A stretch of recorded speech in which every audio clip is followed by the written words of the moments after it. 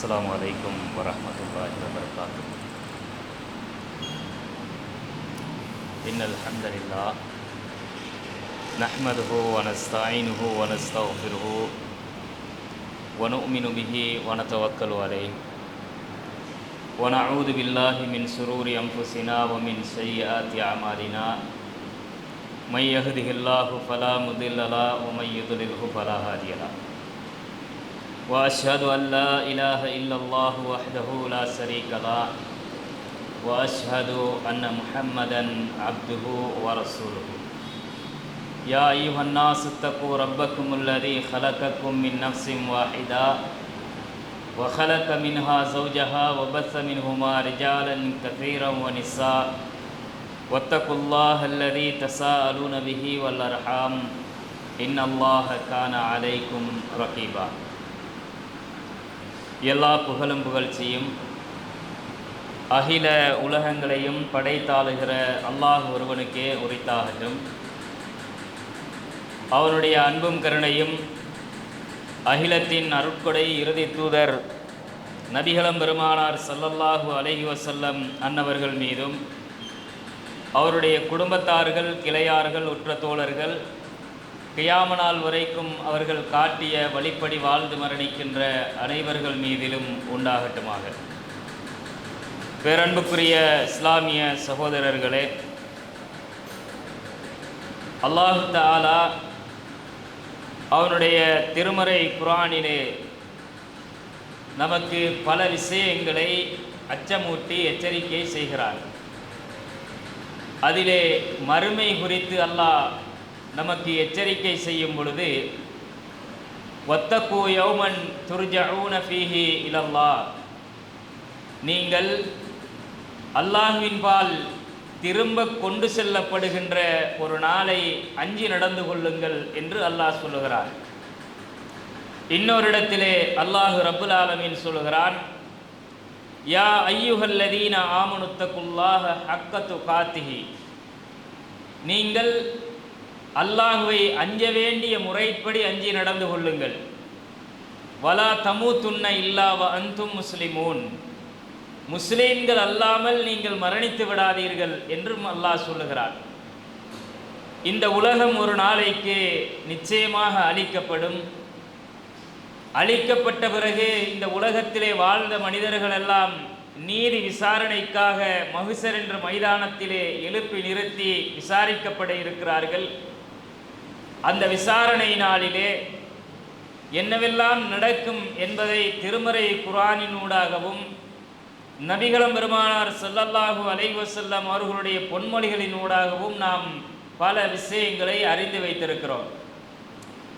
அந்த நாளில் நடக்கின்ற அமளிதுமளிகளில் மனிதர்களெல்லாம் அல்லோல கல்லோலப்பட்டு தங்களை காத்து கொள்ளுகின்ற வழி இல்லையா என்று புலம்பித் திரிகின்ற அந்த நாளிலே அன்றைக்கு உறவுகள் பலனளிக்க மாட்டாது, அன்றைக்கு நம்முடைய அதிகாரங்கள் பலனளிக்க மாட்டாது, அன்றைக்கு நம்முடைய சொத்து செல்வங்கள் பலனளிக்க மாட்டாது, அன்றைக்கு எந்த ஒரு நிழலும் ஒதுங்குவதற்கும் இருக்க மாட்டாது. நபிகளம் பெருமானார் ஸல்லல்லாஹு அலைஹி வஸல்லம் அவர்கள் சொன்னார்கள், துதுன ஷம்சு யௌமல் கயாமத்தி மினல் ஹல்கி, மனிதர்கள் கூடியிருக்கின்ற அந்த மஹ்ஷர் என்ற பெருவெளியிலே மனிதர்களுக்கு மேலால் அந்த சூரியன் நெருக்கி கொண்டு வந்து வைக்கப்படும். அது ஹத்தா தக்கூன மின்ஹும் கமிக்தாரி மீலின், ஒரு மைல் தொலைவின் அளவிலே அந்த சூரியன் நெருக்கி கொண்டு வரப்பட்டிருக்கும் என்று நபிகள் நாயகம் ஸல்லல்லாஹு அலைஹி வஸல்லம் அவர்கள் சொன்னார்கள். அந்த சூரியன் தலைக்கு மேலே கொண்டு வந்து நிறுத்தப்படுகிற அந்த நாளை கொஞ்சம் கற்பனை செய்து பாருங்கள். இன்றைக்கு நாம் நோன்பு பிடிச்சிட்டு இருக்கிற இந்த நாளில் நம்மளோட தலைக்கு மேலே பல ஆயிரக்கணக்கான, பல லட்சக்கணக்கான, கோடிக்கணக்கான தூரங்களுக்கு அப்பால் இருக்கின்ற ஒரு சூரியன், அதுவும் ஓடிக்கொண்டிருக்கிற ஒரு சூரியன், அதில் ஒளியை பாய்ச்சுகிற பொழுது அந்த வெப்பத்தை இந்த உடம்பு தாங்குதில்லை. வா, என்ன வெயில் அப்படிங்கிறான் மனுஷன், தாங்க முடியாத வெயில் என்று இந்த உலகத்திலே நாம் அனுபவிக்கிற சாதாரண ஒரு சூட்டை நாம் சொல்லுகிறோம். ஆனால் அந்த மறுமையுடைய நாளில் பல கோடிக்கணக்கான மைல்களுக்கு அப்பால் இருக்கிற அந்த சூரியனை 1 மைல் தொலைவுக்கு அல்லாஹ் கொண்டு வந்த தலைகளுக்கு மேலே நிறுத்த இருக்கிறான். அப்படி நிறுத்தினால் மனிதர்களுடைய நிலைமை எப்படி இருக்கும் என்பதை கற்பனை செய்து பாருங்கள் சகோதரர்களே. அதனால்தான் நபிகளம் பெருமானார் ஸல்லல்லாஹு அலைஹி வஸல்லம் அவர்கள் சொன்னார்கள், அந்த சூரியனுடைய வெப்பத்தின் காரணமாக இந்த உலகத்திலே இருந்த அத்தனை மனிதர்களும் அவரவர்களுடைய செயல்களின் விளைவுகளின் அந்த தாக்கத்திற்கு ஏற்ப அவர்கள் வியர்வையில் மூழ்கடிக்கப்பட்டிருப்பார்கள். வெள்ளம் மாதிரி ஓடிக்கிட்டு இருக்கும்னா பாருங்க. அப்ப வியர்வையில் தத்தளித்து கொண்டிருக்கிற அந்த நாளிலே யானப்சி யானப்சி என்று தன்னை காத்து கொள்ள மனிதர்களெல்லாம் அங்கலாய்க்கிற அந்த நாளிலே அல்லாஹுடைய அரிசின் நிழலை தவிர வேற எந்த ஒரு நிழலும் அங்கே ஒதுங்க இருக்க மாட்டாது சகோதரர்களே. இங்க அடிக்கிற வெயிலுக்கு ஓடி போய் ஒரு நிழலை தேடி உட்கார்ந்துக்கிறோம், ஒரு மரமாச்சும் கிடைச்சும், இங்க ஒரு கட்டிடத்தினுடைய நிழலாவது கிடைக்கும், அல்லது ஏதாவது ஒரு இடத்துல பூந்து ஒரு கொஞ்ச நேரம் ரெஸ்ட் எடுத்துக்கலாம் அப்படின்னு நினைப்போம். ஆனா சகோதரர்களே, மறுமையுடைய நாள் என்பது ஒரு வெட்ட வெளி. நபிகளம் பெருமானார் ஸல்லல்லாஹு அலைஹி வஸல்லம் அவர்கள் சொன்னார்கள், இந்த உலகத்தை அல்லாஹ் அழித்து அதன் மீது இருக்கின்ற அத்தனையையும் அழித்து இந்த உலகத்தை எப்படி மகுசர் பெருவெளியாக மாற்றப்படும் என்றால், கண்ணை கெட்டிய தொலைவிலே வெறும் வெட்ட வெளியாக காட்சி அளிக்கின்ற மாதிரி ஒரு ரொட்டியை போல அல்லாஹ் இதை மாற்றி விடுவான் என்று நபிகள் நாயகம் ஸல்லல்லாஹு அலைஹி வஸல்லம் அவர்கள் சொன்னார்கள். அங்க எந்த ஒரு நிழலும் நமக்கு கண் முன்னால் காட்சி தராது. அப்ப எங்க போய் நிழல் தேடுறது என்றால், அல்லாஹுடைய அரிசுடைய நிழல் மட்டுமே அங்கே இருக்கும். அந்த அரிசுடைய நிழலை அல்லாஹ் ரப்புல் ஆலமீன் 7 கூட்டத்தார்களுக்கு கொடுப்பான் என்றார்கள் ரசூல் ஸல்லல்லாஹு அலைஹி வஸல்லம் அவர்கள். அந்த 7 கூட்டத்தார்களில் ஒருவனாக நானும் அந்த நாளில் இருந்து விட வேண்டும் என்பதை நாம் ஆதரவு வைக்க வேண்டும் சகோதரர்களே.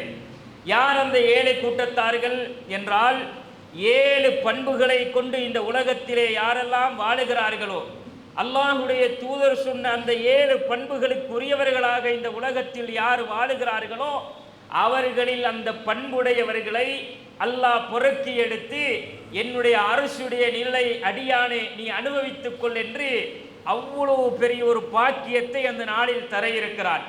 அதிலே முதலாவது ஒரு நபரை நபிகள் நாயகம் ஸல்லல்லாஹு அலைஹி வஸல்லம் அவர்கள் சொல்லுகிறார்கள், எந்த ஒரு நிழலும் இருக்காத அல்லாஹுடைய அரசின் நிழலை தவிர வேற எந்த நிழலும் இல்லாத அந்த நாளில் அல்லாஹ் 7 கூட்டத்தார்களுக்கு நிழல் கொடுக்கிறான். அதிலே ஒருவர் அல் இமாமுல் ஆதில் என்று நபிகள் நாயகம் ஸல்லல்லாஹு அலைஹி வஸல்லம் அவர்கள் சொல்லுகிறார்கள். நீதமாக நடந்த ஒரு ஆட்சியாளன், தலைவன். நீதி என்றால் அதற்கு இவர் ஒரு நீதமான் என்று இந்த உலகம் அடையாளம் காணுகிற வகையிலும், அல்லாஹ் விரும்பக்கூடிய வகையிலே நீதி கொடுத்து நீதத்தோடு வாழ்ந்த ஒரு மனிதனாகவும் அந்த மனிதன் இருப்பான். சமுதாயத்திற்கு தலைமை தாங்கினாலும் சரி, ஒரு சமுதாயத்தை வழிநடத்துகின்ற மிகப்பெரிய ஒரு ஆட்சி பொறுப்பை சுமந்திருந்தாலும் சரி, அல்லது ஒரு தனி மனிதனுடைய விவகாரமாக அது இருந்தாலும் சரி, தனக்கும் தன் குடும்பத்தாருக்கும் இடையில் இருக்கின்ற விவகாரமாக இருந்தாலும் சரி, அதிலே நீதமாக நேர்மையாக நடந்து கொள்ளுகிற ஒரு மனிதனாக அவன் இருந்தால் அவனுக்கு நிச்சயமாக மறுமை நாளில் அல்லாஹுடைய அரசின் நிழல் கிடைக்கும் சகோதரர்களே.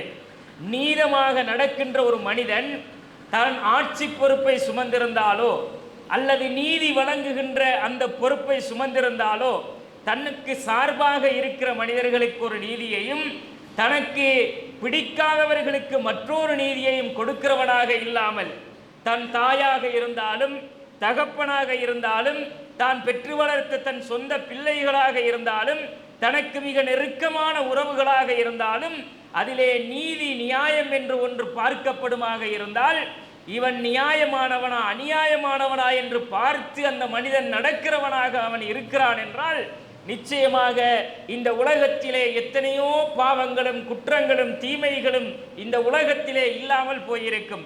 இன்றைக்குள்ள ஆட்சியாளர்களை எடுத்துக்கொண்டாலும் சரி, அல்லது நீதி வழங்குகின்ற நீதமான்களை எடுத்துக்கொண்டாலும் சரி, அவன் யாருக்கு சப்போர்ட் பண்ணுவான்னு கேட்டா, உலகத்தில் எவன் அதிகாரத்தோடு இருக்கிறானோ அவனுக்கு நீதமாக தீர்ப்பு வழங்கக்கூடியதை பார்க்கிறோம். அவனுக்கு சார்பா தீர்ப்பு வழங்கிடுவான். அல்லது தனக்கு மிக நெருக்கமான ஒருத்தனாக இருந்து அல்லது பணபலத்தை கொடுத்து விலைக்கு வாங்கப்பட்டவனாக அவன் இருந்து விட்டான் என்றால் அந்த காசுக்காக அடிமைப்பட்டு நீதி வழங்கக்கூடியவர்களை பார்க்கிறோம். அல்லது தனக்கு நெருக்கமாக இருக்கிறான் என்பதற்காக அதற்காக சார்பாக நீதி வழங்குறத பார்க்குற எவன் பாதிக்கப்பட்டாலும் நமக்கு பிரச்சனை இல்லை அப்படின்னு கடந்து போகிறவர்களை இன்று உலகத்தில் பார்க்கிறோமா இல்லையா? பாதிக்கப்பட்டவன் யாராக இருந்தாலும் சரி, அவன் தன்னுடைய விரோதியாக இருந்தாலும் சரி, நீதி வழங்கப்பட வேண்டும் என்றால் அவனுக்குத்தான் நீதி கொடுக்கப்பட வேண்டும் என்பதில் உறுதியாக ஒரு மனிதன் நீதத்தோடு நடப்பான் என்றால் இந்த உலகத்தில் எத்தனையோ தவறுகள் இல்லாமலாகி இருக்கும். ஆனால் தவறுகள் நடக்கிறது, பாவங்கள் நடக்கிறது, கொலைகள் நடக்கிறது. இந்த உலகத்திலே அடுத்தவனுடைய சொத்துக்கள் செல்வங்கள் சூறையாடப்படுகிறது. ஆனால் நல்லா இருக்கிறான், பாதிக்கப்பட்டவன் பாதிக்கப்பட்டே இருக்கிறான்.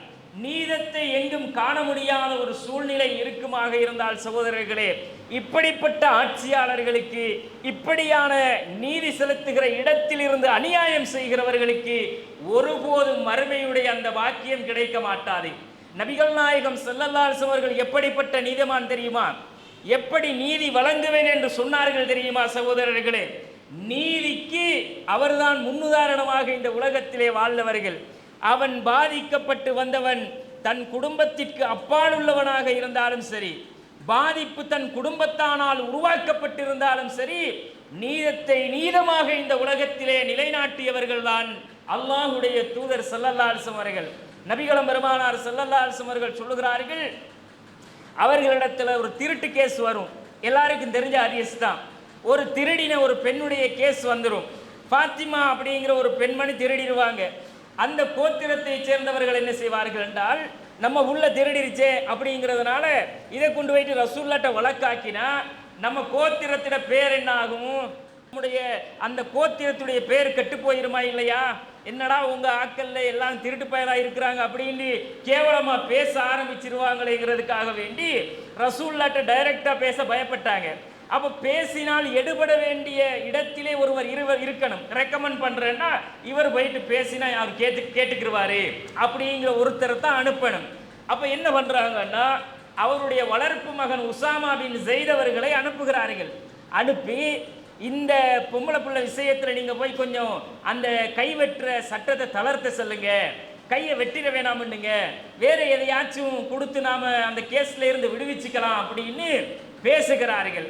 பேசினா உசாமா பின் ஸைத் அவர்கள் அல்லாஹ்வுடைய ரசூலுடைய வளர்ப்பு பிள்ளை. ஆரம்பத்தில் ரசூலுல்லாஹ்வுடைய பிள்ளை என்றே அழைக்கப்பட்டார்கள். ஆனால் அல்லாஹ் அதை தடுத்தான். அப்படியெல்லாம் சொல்லக்கூடாது, வளர்ப்பு புள்ளனா வளர்ப்பு புள்ளன்னு சொல்லு, அல்லன்னா அப்படி இல்லைன்னா உன்னை இஸ்லாத்துல சகோதரன் நின்று அப்படின்னுட்டான். அப்போ அவர் வாராரு. ஏன்னா அந்த அளவு நெருக்கம் அல்லாஹ்வுடைய ரசூலோடு உசாமா பின் ஸைத் அவங்க வந்து அல்லாஹ்வுடைய ரசூல்கிட்ட பேசுறாங்க. யார் ரசூலல்லாஹ், அவங்க எல்லாம் ரொம்ப கவலைப்படுறாங்க, கையை வெட்டிடாதீங்க, கொஞ்சம் தளர்த்தலாமே, அல்லாஹ்வுடைய சட்டத்தை தளர்த்த சொல்லி ரெக்கமெண்ட் பண்றாரு. ரசூலுல்லாஹ்வுடைய முகங்கள் கன்னங்கள் எல்லாம் சிவத்து, கண்கள் சிவத்து அல்லாஹ்வுடைய ரசூல் மிம்பரிலே ஏறி இந்த சமுதாயத்திற்கு சொன்னார்கள், இந்த சமூகத்திலே நல்ல குலப்பெருமை உள்ளவர்கள், பாரம்பரியம் உள்ளவர்கள், இந்த சமூகத்திலே மதிக்கப்படுகிற கண்ணியமானவர்கள் என்று அறியப்பட்டவர்கள் தவறு செஞ்சா அவங்கள தண்டிக்காம விட்டுருவாங்க. அடிமட்டத்தில் உள்ள ஒருத்தன் தப்பு செஞ்சா பிடிச்சிக்கிட்டு கொண்டாந்து வச்சு தண்டிச்சிருவாங்க. இதனால தான் ஐயா இந்த முந்தி போன சமுதாயம் எல்லாம் அழிஞ்சி நாசமா போச்சு அப்படின்னு அல்லாஹ்வுடைய ரசூல் சொல்லிட்டு, என்னுடைய மகள் ஃபாத்திமாவை குறித்து ரசூலா சொல்லுகிறார்கள், என்ற இருதயத்துடைய ஒரு பகுதி என்ற மகள் அப்படிங்கிறாங்க. அந்த ஃபாத்திமா திருடினாலும் அவளுடைய கையையும் நான் வெட்டுமையா நாங்கள் ரசூல் ஸல்லல்லாஹு அலைஹி வஸல்லம். அது இந்த உலகத்திலே நீதிக்கு முன்மாதிரியாக ரசூலுல்லாவே இருந்து காட்டினார்கள்ங்கிறத எடுத்துக்காட்டலையா? அப்படி ஒரு தலைவன் அன்னைக்கு பார்க்கலுமா? கொண்டவன் வந்து கோர்ட்ல நிற்கிறான், கொன்றவன் தான் என்று எல்லா உலக மக்களும் தெரிகிற வகையில் அவன் குற்றவாளின்னு தெரியுது. ஆனா கோர்ட் எப்படி தீர்ப்பளிக்கிறான்? தெரிந்து கொண்ட ஜட்ஜே அதை அவன் நிரபராதி என்று தீர்ப்பளிக்கிறது நாம் இந்த உலகத்தில் பார்க்கிறோம். அவன் குற்றவாளிதான் என்று தெரிந்து கொண்டே அதற்காக அவன் நிரபராதி என்று வாதாடுகிறவர்களை பார்க்கிறோம். இவங்களுக்கெல்லாம் எங்க அல்லாஹ் அந்த மறுமை நாளில் பாக்கியத்தை கொடுப்பான்? குற்றத்தை குற்றமாக இந்த உலகத்தில் காட்ட திராணி இல்லாதவர்களும், அந்த குற்றத்தை அநியாயம் என்று இந்த உலகத்திற்கு காட்டி நீதத்தை நிலைநாட்ட தவறியவர்களுக்கும் நிச்சயமாக மறுமை நாளில் அந்த வாக்கியம் கிடைக்க மாட்டாது சகோதரர்களே. அப்படி ஒரு நியாயத்தை நிலைநாட்டுகிற, நீதத்திற்காக வாழுகிற, எவன் எதிர்த்தாலும் எதிர்த்துட்டு போயா அப்படின்னு நீதிக்காக இந்த உலகத்திலே குரல் கொடுக்கிற ஒரு தலைவனாக எவன் இருந்தாலும் நிச்சயமாக மறுமை நாளில் அவனுக்கு அல்லாஹ் அவனுடைய அரசின் நிழலை கொடுப்பான். சகோதரர்களே, நீதமாக நடப்பது என்பது சகோதரர்களே அல்லாஹ் இந்த உலகத்திலே மூமின்களுக்கு இட்ட கட்டளை அது. இன்னல்லாஹ யஅமுருக்கும் பில் அத்லி வல் இஹ்சான். அல்லாஹ் திருமறை குர்ஆனில் சொல்லுகிறான், நிச்சயமாக அல்லாஹ் உங்களுக்கு நீதியை நிலைநாட்டுங்கள், நல்ல முறையிலே நடந்து கொள்ளுங்கள் என்று உங்களுக்கு கட்டளை பிறப்பிக்கிறான் என்று அல்லாஹ் சொல்லுகிறான். அல்லாஹ் நமக்கு இட்ட கட்டளை அது. யார் விஷயமா இருந்தாலும் சரி, நம்ம வலது கையா இருந்திருப்பான், பக்கத்தில் உள்ளவன் நமக்கு பிடிக்காதவனா இருந்திருப்பான், அடுத்தவனை நம்மளை எதிரி கூட்டத்தில் இருந்திருப்பான்னு வைங்களேன், அவனை நமக்கு உண்மையிலே பிடிக்காது. ஆனால் நம்ம வலது கை அவனை வந்து பாதிப்புக்குள்ளாக்கிட்டான்னா, ஏன் என்னையா இப்படி பண்ணிட்டேன், இப்போ எப்படியா அவனுக்கு நாம் இது பண்ணுறது அப்படின்லாம் பார்க்கப்படாது. தப்பு பண்ணினவன் இவனா இருந்தால், டேய் நீ செஞ்சது தப்பியா அப்படின்னு சொல்கிற அளவுக்கு அவன்கிட்ட அந்த மன உறுதி, நீதத்திற்காக பேசுகிற தன்மை இறுக்கமாக இருந்தால்தான் அதுதான் நீதம் சகோதரர்களே. அப்படி இல்லைன்னா இங்கே மூடி மறைச்சிட்டு அவனுக்கு எதையாச்சும் பகாவை கொடுத்து நான் வச்சுக்கையா போயிரியா அப்படின்னு சொல்லக்கூடிய மாதிரி இருந்தால் அவர்கள் நீதவான்கள் அல்ல, அவர்களும் அநியாயக்காரர்கள் தான். கண்ணியத்திற்குரிய சகோதரர்களே, உலகத்தில் நாம் முஸ்லிம்களாக வாழுவதாக இருந்தால் அல்லாஹ் சொல்லுகிற இந்த தன்மை நம் ஒவ்வொருவரிடத்திலும் இருக்க வேண்டும், அதை நாம் கடைப்பிடிக்கணும். அப்ப இரண்டாவது ரசூல் ஸல்லல்லாஹு அலைஹி வஸல்லம் அவர்கள் சொல்லுகிறார்கள், இந்த இமாமுன் ஆதிலுக்கு பிறகு ரசூல் ஸல்லல்லாஹு அலைஹி வஸல்லம் அவர்கள் சொல்லக்கூடியது வஷாபுன் நஸஅ ஃபீ இபாதத்தில்லாஹ். ஒரு இளைஞனை பற்றி ரசூல் ஸல்லல்லாஹு அலைஹி வஸல்லம் அவர்கள் சொல்லுகிறார்கள். ஒரு இளைஞன் தன்னுடைய இளமை பருவத்தை அவன் எப்படி வளர்க்கிறான் என்றால், நஸஅ ஃபீ இபாதத்தில்லாஹ், இபாதத்திலேயே தன் இளமை பருவத்தை வளர்க்கக்கூடியவனாக அவன் இருக்கிறான். இளமையில வந்து தான் அல்லாஹுடைய இபாதத்துக்களில் ஊறி திளைத்த ஒரு இளைஞனாக எந்த இளைஞன் இருக்கிறானோ அவனுக்கு மறுமையில் எந்த நிழலும் இல்லாத அந்த கட்டத்தில் அவ்வளவு அல்லோல கல்லோலப்படுகிற அந்த நாளில் அல்லாஹ்வை கூப்பிட்டு என் அரிசிக்கு கீழே நில்லுப்பா அப்படிம்பான்னா அந்த வாக்கியம் எத்தனை பேருக்கு கிடைக்கும்? நானாக இருந்தாலும் நீங்களாக இருந்தாலும் யாராக இருந்தாலும் இந்த உலகத்திலே இளமையை அல்லாஹ்வுக்காக அவன் இபாதத்துக்காக கழித்தவர்கள், கழித்து கொண்டிருப்பவர்கள் யார் சகோதரர்களே? சிந்தித்து பாருங்க. இபாதத்துக்களில் தன் இளமையை கழிப்பதற்கு இந்த உலகத்திலே எந்த இளைஞன் விரும்புகிறான்? பள்ளிவாசலுக்கு போனால் நண்பன் கேவலமாக பார்க்குறான், என்னையா தொப்பியை போட்டுக்கிட்டு ஜுப்பாவை போட்டுக்கிட்டு தாடியை வளர்த்துக்கிட்டு என்ன கோலமிடா இது அப்படிங்கிறான்னா, இப்படிப்பட்ட நண்பர்களோடு நாம் சேரவும் கூடாது. சேர்ந்தால் அவர்கள் நம்மை அதில் ஈடுபட அனுமதிக்கவும் மாட்டார்கள். ஏளனமாக பார்ப்பவர்கள், தன்னுடைய இளமையை அல்லாஹ்வுக்காக அர்ப்பணித்துக் கொண்டு இபாதத்துக்களில் ஈடுபாடு காட்டுகிறவர்களை ஒரு கொச்சைத்தனமாக பார்க்கிற ஒரு சமுதாயமாக இருந்தால் அவன் இளமையை எப்படி நினைக்கிறான்? இளமை என்பது அல்லாஹ் இந்த உலகத்திலே ஒரு தடவை தான் கொடுப்பான்.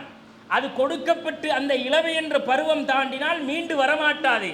பிறகு முதுமையை அடைந்த ஒரு மனிதன் மீண்டும் எனக்கு அந்த இளமை திரும்பாதா என்று நினைக்கிற ஒரு காலம் வரும். அப்ப இளமை பருவத்தை குறித்து அல்லாஹ் மறுமையில் விசாரிக்க மாட்டானா?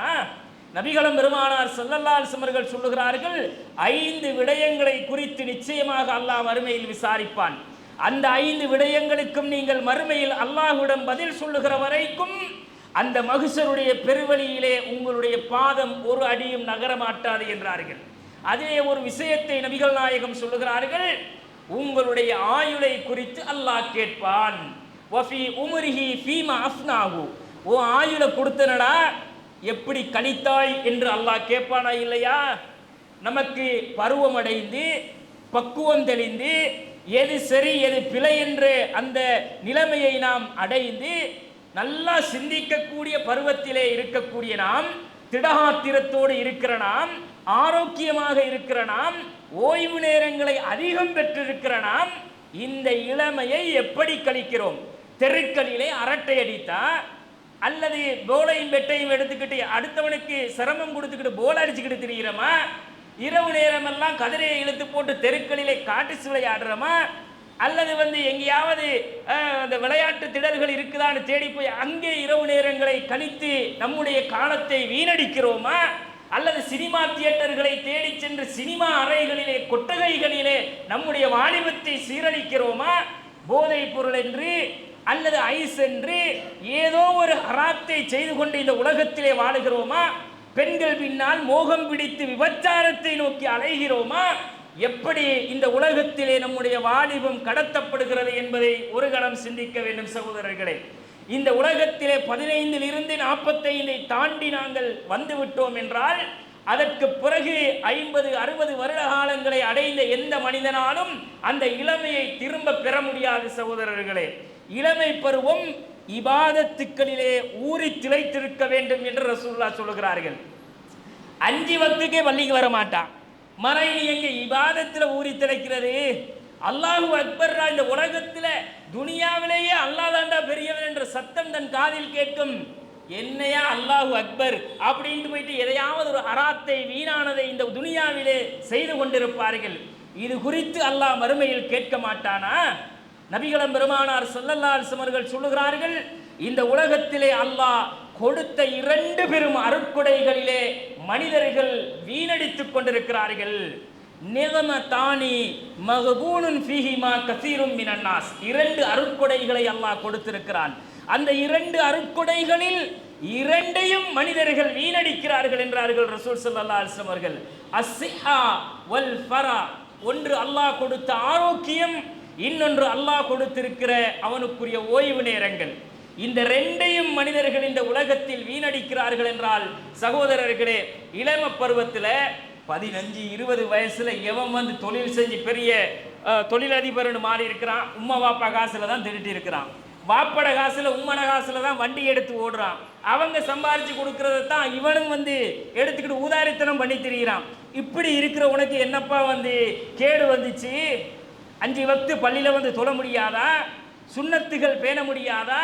நேரங்களை ஒதுக்கி அல்லாஹ்வோடு உறவாட முடியாதா? நாம வந்து அல்லாஹ்வுக்காக வேண்டிய ஒரு நோன்பை நோட்க முடியாதா? நம்மை நாம் கட்டுப்படுத்திக் கொள்ளுகிற இறை வணக்க வழிபாடுகளிலே ஈடுபட முடியாதா? அல்லாஹ்வை நினைத்து ஒரு திக்ர் செய்ய முடியாதா? தஸ்பீஹ் செய்ய முடியாதா? ஏன் முடியவில்லை என்றால் எங்களுடைய உள்ளம் அல்லாஹ்வோடு தொடர்பு கொள்ளவில்லை சகோதரர்களே. நாம் என்ன நினைக்கிறோம்? இந்த வயசு போனா வேற எந்த வயசியா இருக்குது ஜொலி பண்றதுக்குன்னு இந்த உலகத்துல அந்த ஏஜை எப்படி கணக்கு போடுறான்னா, வாலிப பருவம் தான் அத்தனை அட்டகாசங்களையும் செய்கிற காலம், அத்தனை அக்கிரமங்களையும் செய்கிற காலம், அத்தனை அட்டூழியங்களையும் செய்கிற காலம், அவ்வளவு அனாச்சாரத்தையும் செய்கிற காலம் இந்த காலம் தான். பீடி குடிச்சு பாக்காட்டி இந்த வயசுல நீ எல்லாம் என்ன ஆம்பளையா? ஒரு சிகரெட்டை வாயில வச்சு பாக்காட்டி நீ எல்லாம் ஒரு ஆம்பளையா? என்னடா நீங்களாம் வாழ்ற வாழ்க்கை? ஒரு பியர் போத்தல் எடுத்து அடிச்சு பார்க்காட்டி என்ன வாழ்க்கை? இந்த மாதிரி நம்முடைய சிந்தனை மாற்றப்பட்டிருக்கிறது. எங்களுடைய இளமை பருவம் இப்படித்தான் இருக்க வேண்டும் என்று ஒரு மேலைத்தேய கீழ்த்தரமான சிந்தனையில் வளர்க்கப்பட்டிருக்கிறது. இதெல்லாம் எது கற்றுக் கொடுத்தது?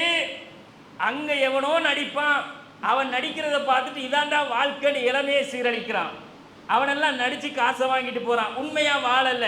ஆனா இவன் அதான் வந்து ரியல் வாழ்க்கைன்னு நினைச்சுக்கிட்டு போலிகளை உண்மையாக நம்பி தன்னுடைய உண்மையான வாழ்க்கையை போலியாக மாற்றிக்கொள்கிறான். கண்ணியத்திற்குரிய சகோதரர்களே, இளமை பருவத்தை அல்லாஹ் ஒரு கூட்டத்தார்கள் எப்படி கழித்தார்கள் என்பதற்கு நமக்கு ஒரு சம்பவத்தை திருமறை குர்ஆனிலே சொல்லுகிறான். சூரத்துல் கஹ்ஃபை எடுத்து ஓதி பாருங்க. அதிலே அல்லாஹு தஆலா ஒரு இளைஞர்களுடைய கூட்டத்தை குறித்து ஒரு பாடம் எடுக்கிறான். அவர்கள் என்ன செய்தார்கள்? ஏகத்துவத்திற்காக போராடினார்கள். அல்லாஹ் ஒருவன் தான் கடவுள் என்ற அந்த கொள்கையை பிரச்சாரம் செய்தார்கள். ஊரால் எதிர்க்கப்படுகிறார்கள், கொலை அச்சுறுத்தல் விடுக்கப்படுகிறார்கள். அந்த ஊரிலே இதற்கு பிறகு வாழ்ந்தால் நிச்சயம் நம்மை கொல்லுவார்கள் என்று அவர்கள் அதை கன்ஃபார்ம் பண்றாங்க. இனி ஊரோடு வாழ முடியாதுன்னு ஒதுங்கி போய் ஒரு குகையிலே ஒதுங்குகிறார்கள். ஒரு குகைக்குள்ள ஒளிச்சிக்கிறாங்க. இன்னஹும் ஃபித்யத்துன் ஆமனூ பிரப்பிஹிம் வஸித்னாஹும் ஹுதா. அல்லாஹ் அவர்களை பற்றி சொல்லுகிறான், அவர்கள் இளைஞர்கள். அந்த இளைஞர்கள் எப்படிப்பட்டவர்கள்? இன்னஹும் ஃபித்யத்துன் ஆமனூ, அவர்கள் ஈமான் கொண்ட இளைஞர்கள். அவர்களுடைய ஈமானை நாங்கள் அதிகப்படுத்தினோம். ஏன் அதிகப்படுத்தினா? அல்லாஹ்வோட தான் அவங்களுக்கு தொடர்பு கூடுதலாக இருந்துச்சு. தங்களுடைய இளமையை அதற்காகத்தான் அர்ப்பணித்து கொண்டார்கள். அவர்கள் அந்த குகையிலே தங்கி இருந்து குகைக்குள்ளேயே இருந்து பல வருட காலங்கள் இருந்து அவர்களை இந்த உலகத்திற்கெல்லாம் அத்தாட்சியாக காட்டியதை பார்க்கிறோம். கண்ணியத்திற்குரிய சகோதரர்களை அவங்களுக்கும் விட்டு வீசி போட்டு துனியாவோட எவன் என்னென்ன பண்ணுறான்னு அந்த அவ்வளோ காரியத்தையும் பண்ணி வாழ்ந்துட்டு போயிருக்கலாமே. ஏன் ஊரை எதிர்க்க வேண்டும்? ஏன் உலகத்தை எதிர்க்க வேண்டும்? ஏன் சொந்தங்களை எதிர்க்க வேண்டும்? ஏன் அவனுக்கு ஆசை இல்லையா? அவனும் வேண்டியதை அனுபவித்து போட்டு வாழ்ந்துட்டு போயிருக்கலாமே. எல்லாம் விட்டு ஒதுங்கி ஒரு குகையில் போய் ஒழிச்சுக்கிட்டு துனியா வேணானோடா நமக்கு அல்லாஹ் போதும் என்று ஏன் போய் ஒதுங்கினாங்க? இன்னஹும் ஃபித்யா, அவர்கள் இளைஞர்கள் என்று அல்லாஹ் சொல்லுகிறான். நம்ம இளைஞர்கள் எதுக்குள்ள போய் தஞ்சம் புகுறான்? எங்கேயாவது ஒரு தியேட்டர் இருக்காடா, யார படம்டா வந்திருக்குது, விஜயா வாங்கடா போவோம், அந்த அவ்வளோ பேரும் போய் அந்த குகைக்குள்ள ஒழிச்சுக்கிறான். படத்தை பற்றி இந்த துனியாவில் எவ்வளவுதான் நாம் பயம் பண்ணினாலும் அவன் கேட்க மாட்டான். டேய் அது சீரழிவிடா, பார்க்காத, உன்னைய நாசமாக்கும், அதெல்லாம் பொழுதுபோக்கு, வீணானது, அது உண்மை கிடையாது. அப்பவும் அவனோட மனசு செல்லுது போய் பார்க்கவே வேணும். எங்கேயாவது ஒரு தியேட்டரை தேடிக்கிட்டு போய் உட்கார்ந்துருக்கான், மனத்தியால கணக்கில் போய் பார்ப்பான். அதனால் என்னத்தை லாபம் அடைஞ்சிங்க? அதில் ஒரு லாபமும் இல்லை. அவன் மைண்ட் செட் அப்படித்தான் இருக்குது. இல்லாட்டி நம்ம ஸ்ரீலங்கா டீம் விளையாடுதுன்னா 5 வக்துக்கு பாங்க சொன்னாலும் அந்த கிரவுண்டை விட்டு வர மாட்டான். அதுக்குள்ளே பட்டினி நோம்பு கிடந்தாலும் முடிச்சிட்டு எவன் வெல்றான்னு பார்த்துட்டு தான் வருவான். தோத்துட்டார் சரியான கவலை, நம்ம டீம் தோத்துருச்சேன்னு வீட்டில் உள்ளவன் டிவி பார்த்துக்கிட்டு இருந்தா அந்த டிவியை தூக்கி போட்டு உடைச்சிருவான். எங்கேயா போய்கிட்டு இருக்கிறீங்க? என்ன இந்த துனியாவில் வாழ்க்கையை எப்படி கழிக்கிறோம்? எங்கே நம்முடைய வாழ்க்கையும் இளமையும் கடந்து கொண்டிருக்கிறது? சிந்தித்து பாருங்கள் சகோதரர்களே. நபிகள் நாயகம் ஸல்லல்லாஹு அலைஹி வஸல்லம் அவர்களோடு இருந்தவர்கள் எப்படிப்பட்டவர்கள் தெரியுமா சகோதரர்களே? அல்லாஹுடைய தூதரிடத்திலே பியோர் மவுனா என்ற ஒரு இடத்திலே 70 நபித்தோழர்கள் கொல்லப்பட்ட வரலாறு நமக்கு தெரியும். அவர்கள் அல்லாஹுடைய ரசூலோடு இருந்தவர்கள் யார் தெரியுமா? இளைஞர்கள். அத்தனை பேர்களும் குர்ராக்கள். இந்த மார்க்கத்தை படித்து அறிந்து தெளிவோடு இருந்த, குர்ஆனை மனனமிட்ட மிகச்சிறந்த மார்க்க அறிஞர்கள் அவர்கள். 70 இளைஞர்கள் சகோதரர்களே. அத்தனை பேரையும் அந்த பக்கத்தில் இருந்த ஊரை சேர்ந்தவர்கள் தந்திரம் பண்ணி கூட்டிக்கிட்டு போயிட்டு கொலை பண்ணினாங்க. அது வேற. ஆனால் அவர்களை அல்லாஹுடைய ரசூல் எந்த பணிக்கு அனுப்பினார்கள்? எங்களுக்கு தீனை படித்து தரணும், கொஞ்சம் அனுப்பி வைங்கன்னு கேட்டாங்க. தீனை படித்து கொடுக்கறதுக்காக அனுப்பப்பட்டவர்கள் தான் அந்த 70 நபித்தோழர்கள். 70 நபித்தோழர்கள் அனுப்பப்பட்டவர்களும் பழிவாங்கப்பட்டார்கள், திட்டமிட்டு கொல்லப்பட்டார்கள். அவர்கள் சொன்ன வார்த்தையை நீங்கள் கவனியுங்கள் சகோதரர்களே. அவர்கள் அந்த களத்திலே அதை எதிர்பார்க்கவில்லை. அங்கே சென்றவர்கள் தீனுக்காகத்தான் சென்றார்கள், இறை பணியை செய்ய வேண்டும் என்றுதான் போனார்கள். அத்தனை பேர்களுடைய முதுகுகளிலும் குத்தப்பட்டார்கள் சகோதரர்களே. ஹராம் இப்னு மில்ஹான் என்ற நபித்தோழர் சொல்லுகிறார், ஃபுஸ்து வ ரப்பில் கஅபா, கஅபாவுடைய ரப்பின் மீது சத்தியமாக நான் ஜெயித்து விட்டேன். அந்த வெற்றி எனக்கும் உங்களுக்கும் கிடைச்சுமா? நீயும் நானும் எங்கேயா போய் குத்துப்பட போகிறோம்? நம்ம தான் போக மாட்டோமே. நம்ம வாழ்க்கை தான் வேற லைனில் போய்கிட்டு இருக்குது. அந்த இளைஞர்கள் தங்களை அர்ப்பணித்துக் கொண்டது எதற்காக என்று யோசிச்சு பாருங்க. அப்போ தங்களுடைய வாழ்க்கையை முழுக்க முழுக்க அல்லாஹ்வுக்காக, அவனுடைய இபாதத்திலே மார்க்கத்திற்காக அர்ப்பணித்துக் கொண்ட கூட்டமாக அவர்கள் இருந்தார்கள். நிச்சயம் அவர்களுக்கு அல்லாஹ்வுடைய அரசினுடைய நிழல் இருக்கிறது. எங்களை ரிவ்யூ பண்ணணும். நாங்கள் வாழுகிற வாழ்க்கை, எங்களுடைய செயல்பாடுகள், நாங்கள் போகிற பாதை, எங்களுடைய மைண்ட் செட் எல்லாம் ரிவ்யூ பண்ணணும். என்ன வாழ்க்கை வாழுகிறோம்? இந்த துனியாவில் காசை தேடுவதற்கு, அதிகாரத்தை தேடுவதற்கு, அல்லது ஏதோ ஒரு அற்பமான ஆசைக்காக வேறு எதையோ ஒரு பொருளை தேடுவதற்கு நம்முடைய இளமையை சீரழித்து கொண்டிருக்கிறோமா? சிந்தித்து பாருங்கள் சகோதரர்களே. ஹுபைப் அவர்களுடைய வரலாறு படித்திருக்கிறோம். அனஸ் இப்னு நதுர் அவர்களுடைய வரலாறு படித்திருக்கிறோம். அல்லாஹுடைய ரசூல் சொன்னார்கள், மலாயிக்கா மார்களால் குளிப்பாட்டப்பட்ட நபித்தோழர் என்று இந்த வரலாறு பேசுகிற நபித்தோழருடைய வரலாறை படித்திருக்கிறோம். அவங்களோட வயசெல்லாம் என்ன யோசிச்சு பாருங்க. 17 வயசுல வாளை ஏந்தி இந்த மார்க்கத்திற்காக எதிரிகளோடு யுத்தகலத்தை சந்திக்க வேண்டும் என்றாலும் நேற்று முடிச்ச பொஞ்சாதியை விட்டுட்டு இன்னைக்கு யுத்தகலத்துக்கு வாரையான்னு போய் நின்றவங்க அவங்க. அப்படி தங்களுடைய இளமைகளை அல்லாஹ்வுக்காக அர்ப்பணித்துக் கொண்ட ஒரு சமுதாயம் அவர்கள். அப்படி நம்ம வாழ்க்கை இருக்குதா என்பதை நாம் சிந்தித்து பார்க்க வேண்டும். கண்ணியத்திற்குரிய சகோதரர்களே, அதே தொடரிலே ரசூல் ஸல்லல்லாஹு அலைஹி அவர்கள் சொன்னார்கள், இன்னும் ஒரு கூட்டத்தாருக்கு அல்லாஹ் அரசுடைய நிழலை கொடுப்பான். அவர்கள் வரஜுலுன் கல்புஹு முஅல்லகுன் ஃபில் மசாஜித், பள்ளிகளோடு தங்கள் உள்ளங்களை தொடர்புபடுத்தி கொண்டவர்கள். பள்ளிவாசலோடே அவர்களுடைய உள்ளம் தொடர்பாக இருக்கும். என்ன துனியா சோழி வந்தாலும் சரி, அல்லாஹ் தனக்கென்று நியமித்த அந்த வக்துக்கு அவர்கள் பள்ளிவாசலை அடைந்திருப்பார்கள். இன்னாவது அல்லாஹுடைய கட்டளைகள் ஒவ்வொன்றும் அவர்களுடைய காதுகளிலே ஒலித்து கொண்டே இருக்கும். இன்ன ஸலாத்த கானத் அலல் முஃமினீன கிதாபம் மௌகூதா, தொழுகை மூமின்களுக்கு நேரம் குறிக்கப்பட்ட கடமை என்று அல்லாஹ் சொன்னானா, ஆம் அந்த வக்து எனக்குரியது, என் ரப்பு எனக்கு கடமையாக்கியது, நான் அந்த வக்திலே அந்த பள்ளிவாசலில் அடைந்து அதை நிறைவேற்றுவது என் மீது கடமை என்பதை அந்த உள்ளங்கள் ஒவ்வொரு பொழுதும் சிந்தித்து கொண்டே இருக்க வேண்டும். பள்ளிவாசலோடே இருக்கணும்னா பொண்டாட்டி வேணாம், புள்ள குட்டி வேணாம், தொழில் துறவு வேணாம் அப்படிங்கிறது அர்த்தம் கிடையாது. நீங்கள் தேடிக்கொள்ளுங்கள். அல்லாஹுடைய அழைப்பு வந்தால் அந்த அழைப்பை நீங்கள் நிறைவேற்ற வந்து விடுங்கள். இந்த துனியாவில் பொருளாதாரம் திரட்டக்கூடாது என்றோ, மனைவி மக்களோடு வாழக்கூடாது என்றோ, இந்த உலகத்திலே துறவரம் மேற்கொண்டு போக வேண்டும் என்றோ இந்த இஸ்லாம் சொல்லவில்லை. அதாவது அபூதர் ரலியல்லாஹு அவர்களுடைய வாழ்க்கையிலே அது நெறிப்படுத்தப்பட்டது. அவர்கள் எப்படி இந்த உலகத்திலே தன்னை அர்ப்பணித்துக் கொண்டிருந்தார்கள்? அனுதினமும் நோன்பு நோட்பார்கள், அனுதினமும் தொழுவார்கள். அவர்களுடைய வாழ்க்கை முழுக்க இரவில் நின்று வணங்குவது, பகலில் நோன்பு நோட்பது. மனைவி இருக்கிறார், பிள்ளைகள் இருக்கிறார்கள், அவர்களை கவனிப்பதற்கு நேரம் ஒதுக்குவது குறைவு என்றால் சகோதரர்களே, அவர்களுடைய வாழ்க்கை முழுக்க அவர்கள் என்ன நினைத்தார்கள் என்றால், நாம் இந்த உலகத்திலே நம்முடைய ரப்புக்காக இந்த வாழ்க்கையை கழித்து மரணித்து விட வேண்டும் என்று அவர்கள் ஆசைப்பட்டார்கள். தப்பு கிடையாது. ஆனால் இருக்கிறதையும் கவனிச்சுக்கிட்டு நீ அதை பண்ணணும் என்று நெறிப்படுத்தப்பட்டார்கள். அவர்களுடைய உள்ளங்கள் பள்ளிகளோடு தானே தொடர்பட்டிருந்தது. அவர்கள் எந்த வக்தையாவது வீணடித்திருப்பார்களா? அவர்களுடைய அந்த வாழ்க்கையை ரசூலுல்லாஹ் எப்படி நெறிப்படுத்தினார்கள் என்றால், சல்மானுல் பாரிசி அவர்கள் சென்று அந்த வீட்டிலே கூறிய அத்தனை விடயங்களையும் ஆம் உண்மைதான், நீங்கள் உங்கள் மனைவிக்கு கடமை செய்ய வேண்டும், உங்கள் பிள்ளைகளுக்கு கடமை செய்ய வேண்டும், உங்கள் கண்களுக்கு ஓய்வு கொடுக்க வேண்டும், உங்கள் உடலுக்கு செய்ய வேண்டிய கடமைகள் அத்தனையையும் செய்துவிட்டுத்தான் நீங்கள் ரப்புக்குரிய கடமையும் செய்ய வேண்டும். தேடுங்கள், பொருளாதாரம் தேடுங்கள், துனியாவை தேடுங்கள், மனைவியோடு வாழுங்கள், குழந்தை குட்டிகளோடு சந்தோஷமாக வாழுங்கள். ஆனால் ரப்புடைய கட்டளை வந்தால் அதை நிறுத்திவிட்டு அத்தனையையும் விட என் ரப்புடைய கட்டளை தான் பெரிது என்று வந்து விடுங்கள். இப்படி ஒரு உள்ளம் எங்களுக்கு பள்ளியோடு தொடர்பட்ட உள்ளம் இருக்குதா? நாம் வேலையை காரணம் காட்டி பக்திகளை வீணடிக்கிற ஒரு சமுதாயமாக இருக்கிறோமா இல்லையா? நம்முடைய துனியா சோழியை காரணம் காட்டி இறைவனோடு பள்ளியோடு இருக்கிற தொடர்பை துண்டித்துக் கொள்ளுகிறோமா இல்லையா? எப்படி அல்லாஹ் நமக்கு அரசுடைய நிழலை தருவான் சகோதரர்களை யோசித்து பாருங்கள். அல்லாஹுடைய ரசூலிடத்திலே ஒரு நபித்தோழர் வருகிறார்.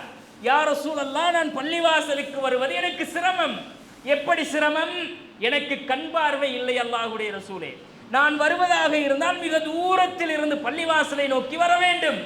அப்படி வருவதற்கு எனக்கு கஷ்டம் அல்லாஹ்வுடைய ரசூலே, நான் வீட்டில் தொழுதுக்கவா?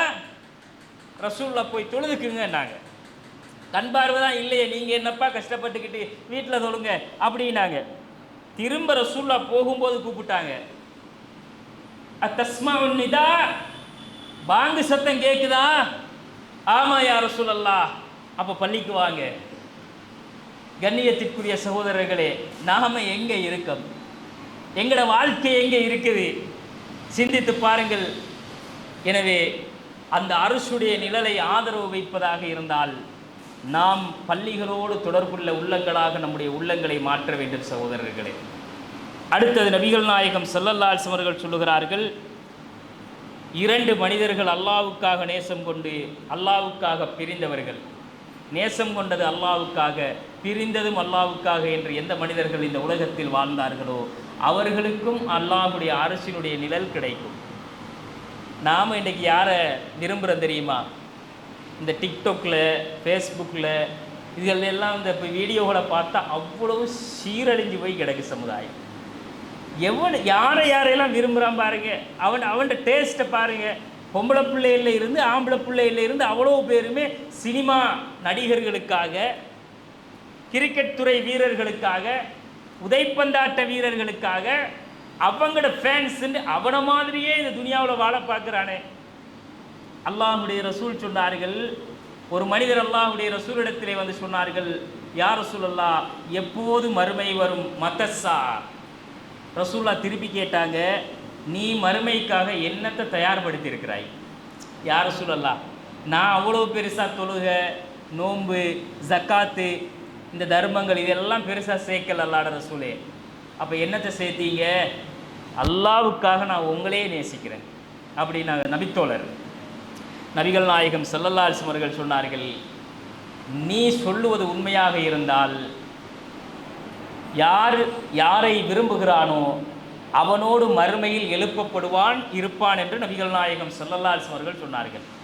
அனஸ் ரலியல்லாஹு அன்ஹு அவர்கள் சொல்லுகிறார்கள், இந்த உலகத்திலே அல்லாஹுடைய ரசூலுடைய அந்த வார்த்தையை கேட்ட பிறகு எங்களுக்கு ஏற்பட்ட மகிழ்ச்சிக்கு எல்லையே இல்லை. ஏனென்றால் நான் அல்லாஹுடைய தூதரோடு, அபூபக்கரோடு, உமரோடு, உஸ்மானோடு, இவர்களோடு இருக்க வேண்டும் இந்த உலகத்திலும் மறுமையிலும் என்று ஆசைப்பட்டவன்.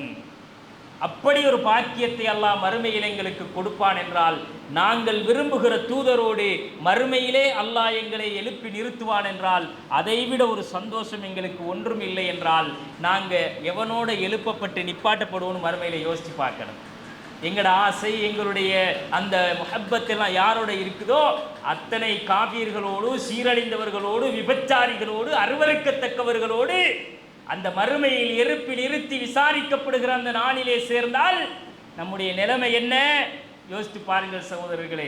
எனவே இந்த கூட்டத்திலே நாம் இருக்க வேண்டுமாக இருந்தால் நாம் அல்லாஹ்வுக்காக நேசம் கொள்ள வேண்டும். அல்லாஹ்வுக்காக பகை வந்தால் பிரிஞ்சு போயிடணும். அல்லாஹ்வுக்காகத்தான். காசு தரல, காணி பூமி பிரச்சனை, மாமன் மச்சான் இது இல்லை. மார்க்கத்திற்காக சேர வேண்டும், மார்க்கத்திற்காக பிரிய வேண்டும். இதுதான் அல்லாஹ்வுக்காக சேர்ந்து பிரிவது என்பதை நபிகள் நாயகம் சொன்னார்கள். அப்படி வாழுகிற மனிதர்களுக்கு அவர்களுக்கு அரிசினுடைய நிழல் இருக்கிறது என்று நபிகள் நாயகம் ஸல்லல்லாஹு அலைஹி வஸல்லம் அவர்கள் சொன்னார்கள். அடுத்து அல்லாஹுடைய ரசூல் சொல்லுகின்ற இன்னும் 3 நபர்கள் இருக்கிறார்கள். அவர்களை குறித்து நாம் இன்ஷா அல்லாஹ் வருகிற நாட்களில் தொடர்ந்து பார்ப்போம். எனவே அல்லாஹுடைய அரசுடைய நிழல் பெற வேண்டுமாக இருந்தால், அந்த அரசின் நிழலுக்குரியவர்களாக நாம் மாற வேண்டுமாக இருந்தால், அப்படி ஒரு வாழ்க்கை இந்த உலகத்திலே மாற்றப்பட வேண்டும். நாம் நம்மை மாற்றிக்கொள்ளாத வரைக்கும் நிச்சயமாக அல்லாஹ் ஒருபோதும் நம்மை மாற்ற மாட்டான். மறுமை நாளிலே நாம் எல்லாம் ஒன்று திரட்டப்படுவோம். அந்த நாளிலே நாம் செய்த அத்தனை காரியங்களும் ஏடுகளாக மறுமையிலே விரிக்கப்பட்டிருக்கும். விசாரணைக்கு உட்படுத்தப்பட இருக்கிறோம். நம்முடைய அமல்கள் நல்லதோ கெட்டதோ எல்லாம் இருக்கிற அந்த நாளில் நம்முடைய நாவு பேச மாட்டாது. நம்முடைய உடல் உறுப்புகள் ஒவ்வொன்றுமே அல்லாஹ்விடத்தில் பேசும். அப்படி பேசுகிற நாளில் நாம் இந்த உலகத்தில் எதை சம்பாதித்திருக்கிறோம் என்பதை மட்டும் நாங்கள் சிந்தனை செய்து கொள்ள வேண்டும். எங்களுடைய கண், எங்களுடைய காது, எங்களுடைய சிந்தனைகள், எங்களுடைய கை கால்கள், எங்களுடைய உடல் உறுப்புகள் ஒவ்வொன்றும் மறுமையில் அல்லாஹ்விடத்திலே சாட்சி சொல்ல இருக்கிறது. வல் தந்துரு நஃப்சும் மா கத்தமத் யதா, ஒவ்வொரு மனிதனும் அவன் எதை மறுமைக்காக முற்படுத்தி இருக்கிறான், சம்பாதித்திருக்கிறான் என்பதை பார்த்து கொள்ளட்டும் என்று அல்லாஹ் சொல்லுகிறான்.